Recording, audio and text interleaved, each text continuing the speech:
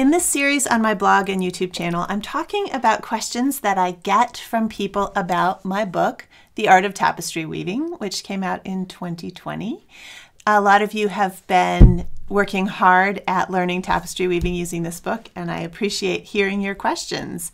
Today I wanted to tackle some questions about pick and pick. So in chapter 11, the book talks about pick and pick. The first paragraph is, this technique creates narrow vertical stripes in the direction of the warp by alternating two colors of yarn in successive picks, with each line covering one warp thread.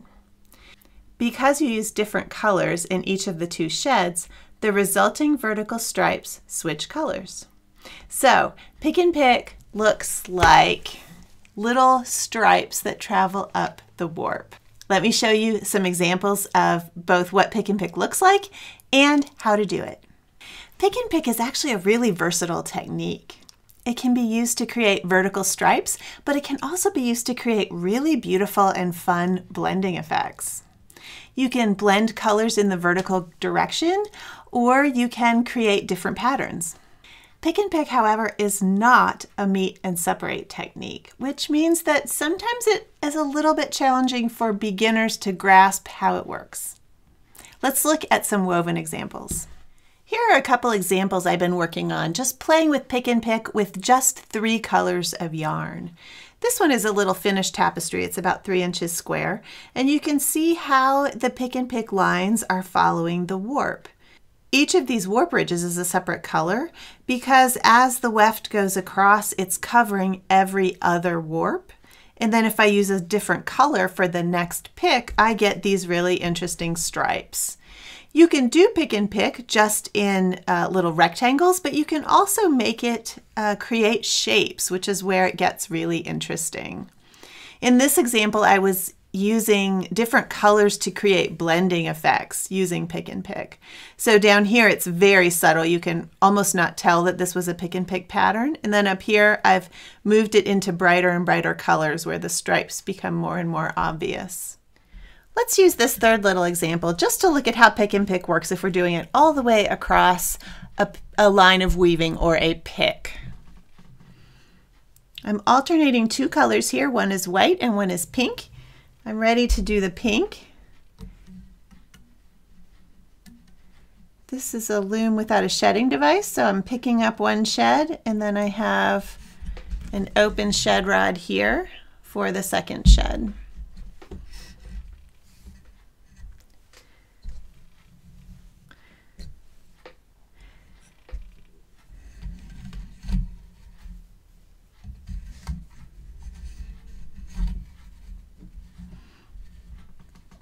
I'm going to let this white pull the pink around behind the back. This is demonstrated in the book, but it's easier sometimes to see how things are working if you see a video of it. So in this case, the pink is going to travel up the edge here, and the white can just pull around to the back.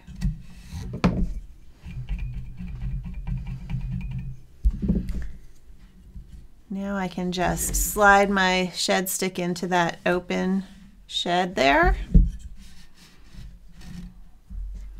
And the next color is the pink.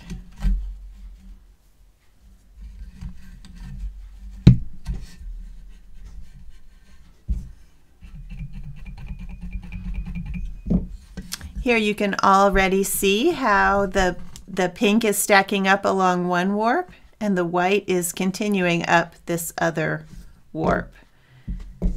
So the next pick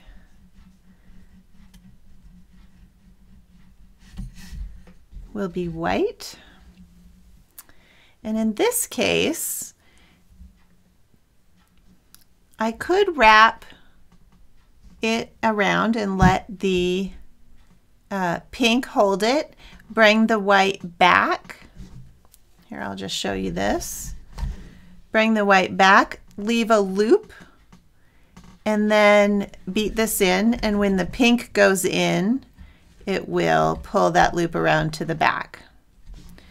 The other way, this is an even number of warps on this little weaving, and this is a case on the edge where another way to do it is to wrap the white around the selvage once, and then I have to create a little float.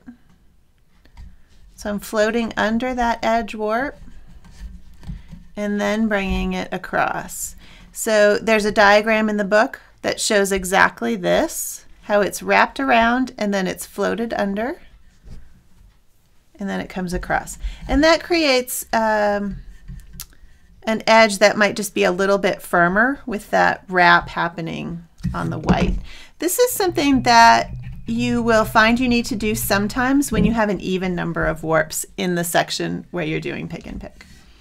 In the other shed, you should be able to just bring that second color right across.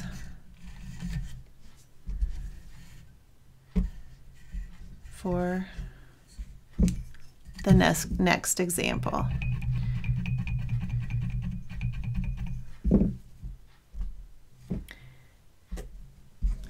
We could just keep going like that and we would continue to have stripes of the pink and the white right up that warp. So as you saw in that little example, I had two different ways of treating the edge, and those are both diagrammed in the book. When you are then talking about doing pick and pick in shapes, so what if you don't want a rectangle anymore? You want it to be curved or something.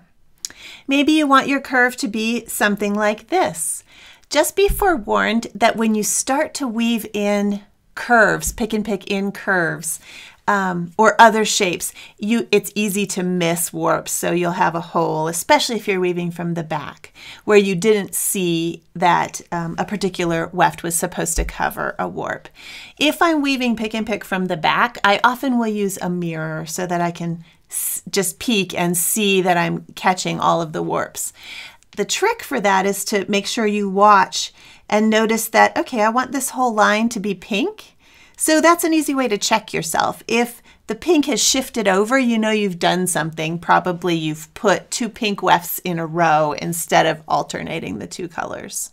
And of course, if you're weaving from the front, like I am in these little tiny weavings, it's a lot easier to see when you're doing shaped pick and pick whether you are catching all of the correct warps and covering them all. I worked on these particular pick and pick pieces on a couple Change the Shed episodes, and those are linked below and on my website.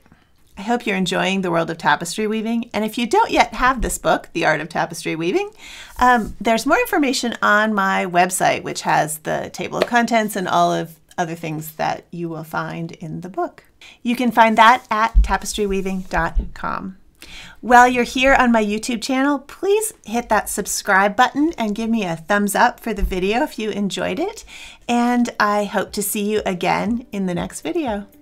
Have a great time weaving, everybody.